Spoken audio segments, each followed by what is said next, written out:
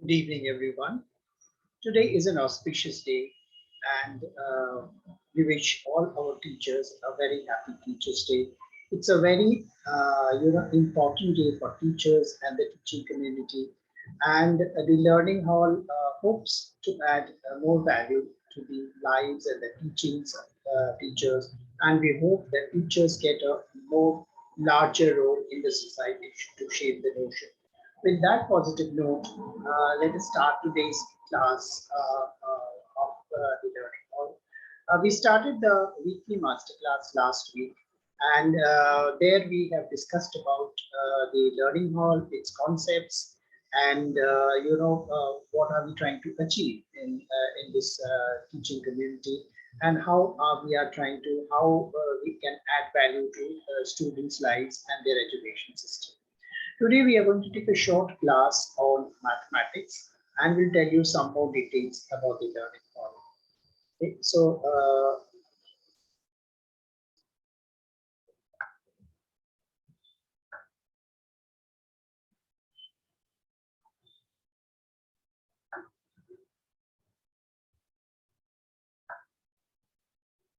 right, as you can see, we have already told last time, the learning hall is basically focusing on classes 7 to 12 and on all boards, and also we are preparing students for the IIT and JEE preparation. We are basically focusing on 6 subjects. The 4 main subjects of science, basically maths, physics, chemistry, biology, English, and computers. These are the 6 subjects that we are currently focusing on. As we see more interest of student participation, of course, we are going to add more subjects as suited by the students. Right? Today we are going to take a small mathematics class where we are going to discuss a few problems of class 10 of the CBSE board. As you can see on the screen, we are actually taken up a small problem on arithmetic progression, and there are 4 small problems which have to be identified whether they are arithmetic progression or not. Let us see how we can take these sums one by one. Right. The first question is the taxi fare after each kilometer, when the fare is rupees 15 for the first kilometer and rupees 8 for each additional kilometer.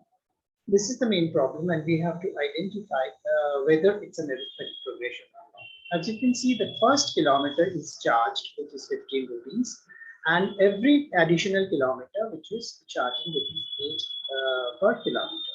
So if we look at the problem statement, when the for the first fare, it's only 15 rupees, or the down meter down is 15 rupees. And then when you go over to the first kilometer, after completion of the first kilometer, you get 23 rupees. After completion of the second kilometer, you get 31 and then 39. So if you see the series, you are getting 15, 23, 31, 39, and so on. And each one of them has a difference of 8 rupees from the previous term. So by the definition of what is arithmetic progression is a series wherein there is a fixed difference between the fixed number difference between the corresponding terms. Here we can see exactly there's an addition, adding 8 to every term we get to the next term. And so definitely this is a case of an arithmetic progression. Let us go to the second problem. Right. The second problem states something like this. The amount of air present in a cylinder when a vacuum pump removes 1/4 of the air remaining in the cylinder at a particular time.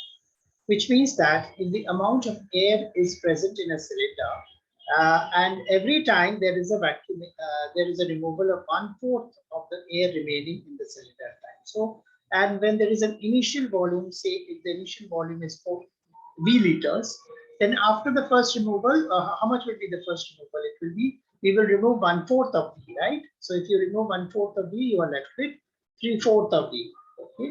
And then after in the second slot, what you get, you will remove 1/4 of the figure remaining, which is 3V by 4. So 3V by 4 minus 1/4 of 3V by 4. So you will actually get 3 by 4 into 3V by 4, which is 3 by 4 whole square into V. And after the third removal, you'll get the same procedure.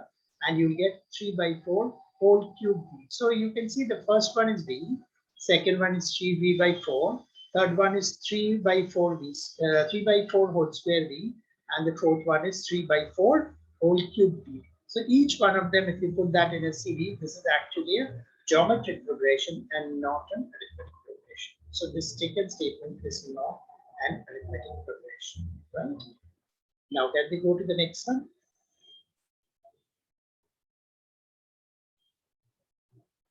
Right.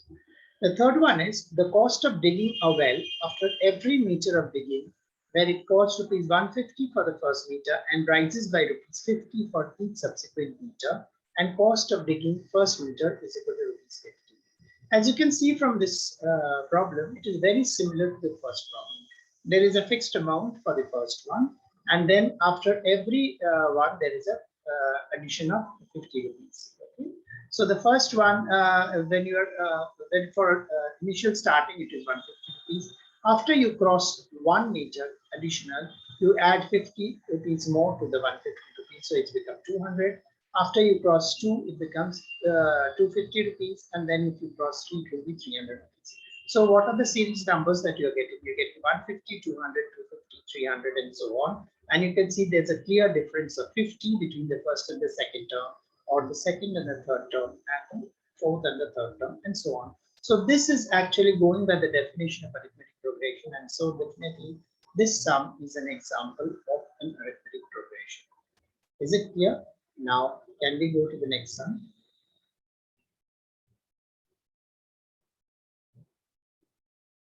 Right. The fourth one, the amount of money in the account every year where rupees 10,000 is deposited to compound interest at 8% per annum. So if the deposited amount is principal amount is rupees 10,000, at the end of the first year it will be 8% of 10,000, and so the amount will be 10,000 into 1 plus 8%. Okay? At the end of the second year, that same amount will be adding to multiplying it 1 plus 8 by 100 again. So you will get 10,000 into 1 plus 8 by 100 whole square. And at the end of the third year, it will be 10,000 into 1 plus 8 by 100 whole cube. As you can see, this sum is very similar to the second sum, right? So what are the terms you're getting? 10,000, 10,000 into 1 plus 8 by 100, 10,000 into 1 plus 8 by 100 whole square, and 10,000 into 1 plus 8 by 100 whole cube, and so on. So this is mostly a GP and not an arithmetic progression. So this is how you're going to identify whether it is an arithmetic progression or whether it is not an arithmetic progression. I'm sure there is more to this chapter, but as of now, we have just picked up certain sum from this chapter, and we try to do it simplistically. Let's go to the next term.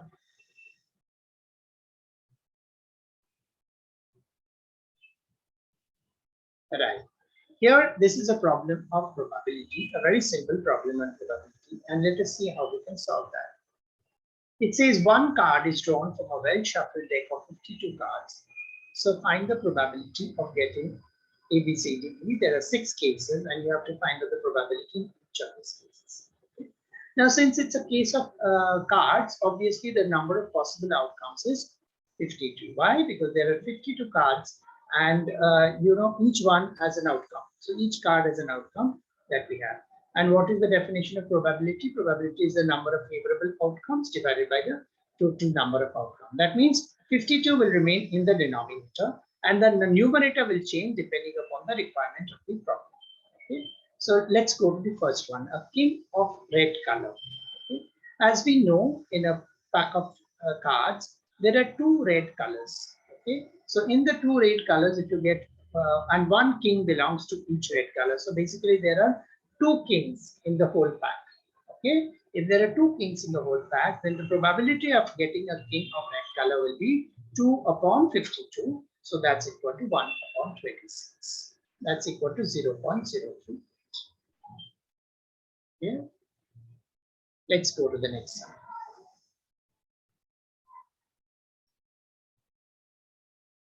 Second one is total number of face cards. What do you mean by a face cards? You know, in a pack of 52 cards, there are 13 cards that are of each type. So there are 4 types of cards. So there are 13 cards of each type, and there are 3 cards of the face card, like the Jack, the King, and the Queen. These are the face cards that you have. And since there are 4 categories, so the number of face cards will be 3 into 4, which is equal to 12. So probability of getting a face card will be equal to 12 upon 52, which is equal to 3 by 13, is equal to 0.23. Right? Then the next case is total number of red face cards. Okay, if there are face cards, as each one of them, we know that red color belongs to 2 categories. And if each category has 3 face cards, so that will be 3 into 2, that will be 6. So probability of getting a red face card will be 6 by 52, that is equal to 3 by 26, is equal to 0.11. All right. Next, we go on to the next point, which is total number of Jack of Hearts. You know, Jack of Hearts is the hearts is only one category, so there are 13 cards, and Jack of Heart is only one. So probability of getting a Jack of Heart is equal to 1 upon 52, which is equal to 0.01. Total number of spades, we know that the number of spades is equal to 13. So probability of getting a spade will be 13 upon 52, which is equal to 1 by 4, 0.2. And total number of queen of diamonds is also equal to 1, because if there is in the diamond category, there's only one queen, so number of queen of diamonds is 1. So probability of getting a queen of diamond will be 1 upon 52, is equal to 0.01. So let us go to the next.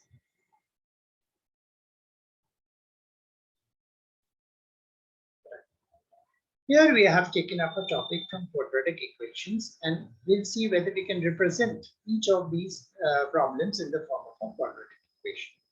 Let us take them one by one.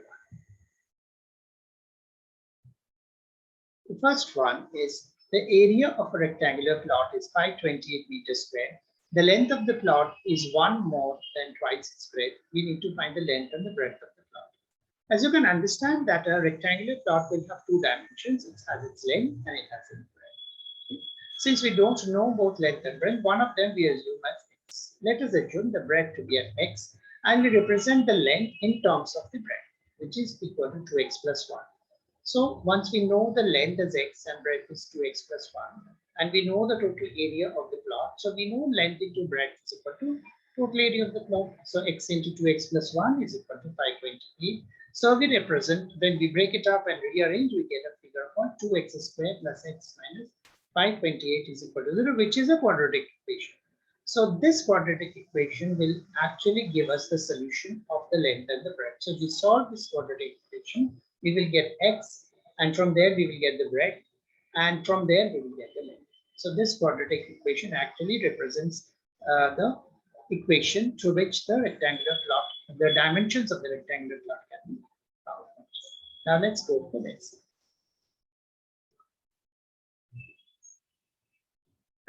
The product of 2 consecutive positive integers is 306. We need to find the integers. As we can see, there are 2 integers, and one of them, if you take as x, the other one you can take as x plus 1 or x minus 1. In our case, we have taken x plus 1.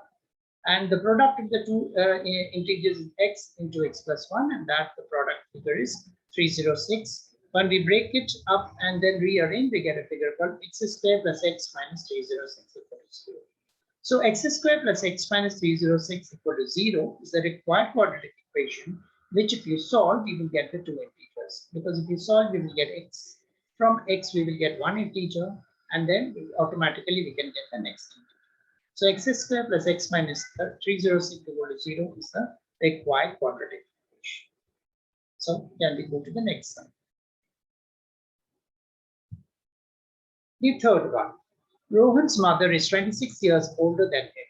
The product of their ages in years, 3 years from now will be 360. We would like to find Rohan's present age. As you can see, these kind of sums we have done before also in younger classes. But here what happens here, we have to represent it in the form of a quadratic equation. So if we assume Rohan's age is x, we know Rohan's mother's age will be x plus 26. From there, if we know that after 3 years, what will be the age of Rohan and what will be the age of Rohan's mother, and we multiply the 2 of them and we get a 360. So x will become x plus 3 and x plus 26 will become x plus 26 plus 3. So when you multiply these 2 terms, you will get 360. and then you break away and then you rearrange, you get a number called x square plus 32x minus 273 equal to 0. So x square plus 32x minus 273 is equal to 0 is the required quadratic equation, which when you solve, you get an x, and that x is Rohan's age, and from there we get the age of Rohan's mother as well. So this is how we do this particular step. And then the last one is a train travels a distance of 480 km at a uniform speed. If the speed has been 8 km per hour less, then it would have taken 3 hours more. Find the speed of the train. Here also we have done these kind of sums before, but here we are doing it in the form of a quadratic equation. So what we have to do, let us take the speed to be as x. Okay, if the speed is at x and the distance covered is equal to 480, then the time taken will be distance by speed, which is 480 by x, right? In the new scenario, the speed is reduced from x to x minus 8. So obviously it will take more time. How much time it is taking? It is taking 3 hours more. So 480 by x plus 3, right? So how do we do it? We get a revised speed into revised time will give you the original distance. Revised speed is x minus 8, revised time is 480 by x plus 3. This gives you the original distance of 480. And then you break up the brackets and then you rearrange and we get a figure called x square minus 8x minus 1280 equal to 0. So x square minus 8x minus 1280 equal to 0 is the required quadratic equation that when we solve, we get x, and x is the speed of the train. And from there, we will also be able to get the other parameters like the time and so on. Okay. So speed of the train, x we will get from this revised, from this quadratic equation. So in a short, these are the few sums that we have selected. We will do more sums for you, provided you know the students and the parents will be put in your comments below, and hopefully we will design these classes according to your benefits. Okay. A few more things that I needed to clarify now, which is in continuation of the last class, is our offline center is currently in Deshopriya Park, and we are taking students in Deshopriya Park location. So other than that, our online classes are also on, and so we are able to cater to students not only in Calcutta but outside Calcutta as well for our online classes. In addition to that, we are also taking offline classes where home tutors are required, because that's quite a big requirement of parents, and they want teachers to come to their home. So we are also offering offline tutors in the home of the student. So that's the third category. So we are building up the institute depending upon the requirements of the parents and the teachers. And offline means they can come to the institute if they're closer in the Rajbari area of Calcutta, or we can take online classes, or we go to the home of the students. In addition to that, the learning hall is always striving to add more value to the lives of the students. And today we want to tell you that we are starting a very important session for the batch of students who will appear for their exams in 2022, which means it's already September now, and the exams are supposed to happen around 6-7 months later. So this is the time for you to be on a very high gear mode and start preparing on a very good note. So what we are doing, we are offering a special coaching for students who are in class 10 now and will appear for exams in the next year. The special coaching will actually guide them will actually prepare them for their board exams through a lot of study material, through a lot of mock tests, and also give very tough sums and tough preparation to the students so that they are geared up for for the board exams. Also, we have tied up with a reputed school, and that gives us the privilege of offering questions that have not only come in the board, but how answers are to be written, because the school has a lot of examiners in the board, and that is why we are offering that great value from this tutorial. And but there is a condition for that. We are taking an admission test for students for that particular category, where we are going to offer them that extra coaching, and that admission test is going to happen at the last Saturday of September. Here we are going to take we are going to screen students, and the best students will go through this special course, right? So that being the center, we will be able to do that, right? So with that, we stop here, and we offer we stop here, and we hope we'll be able to add greater value to the students from now on. And best of luck to the students. And once again, best wishes for a happy weekend.